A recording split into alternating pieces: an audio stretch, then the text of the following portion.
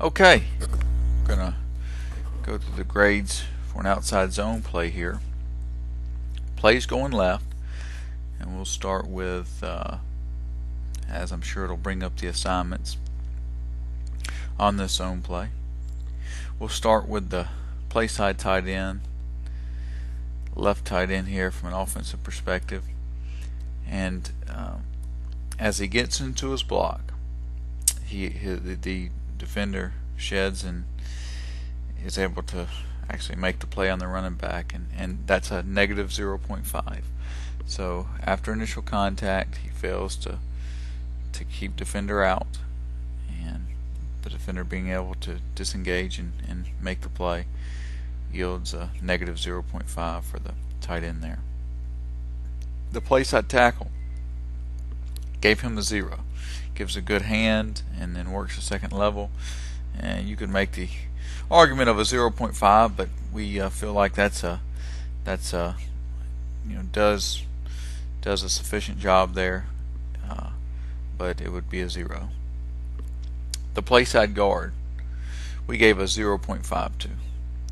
That is a positive 0.5 because on the exchange he controls the 5 technique and gives a clear path for the ball carrier to advance through. A clear path,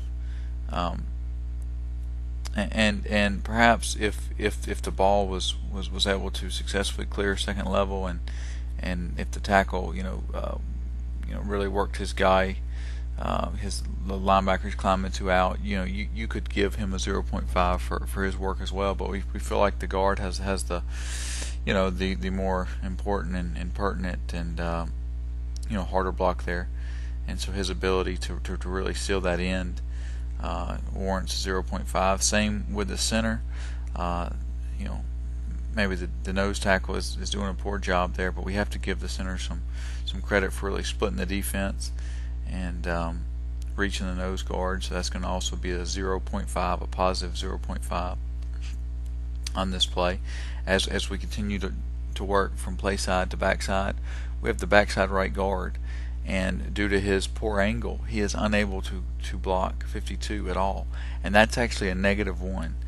He's not disengaged. He doesn't come off the block. He's unable to touch him at all. It's not a mental error. He knows where he's supposed to go, but his inability to do so, causes a negative 1 there. We gave the backside tackle a 0 here, and that's in large part to the fact that the play stops. But before it gets to his block, we just can't judge to be able to give him a negative grade there. Even though maybe he's behind where he should be, but perhaps he can keep pushing the guy, and the ball could roll back to him. Now on the backside. Again, it's the backside tight end here.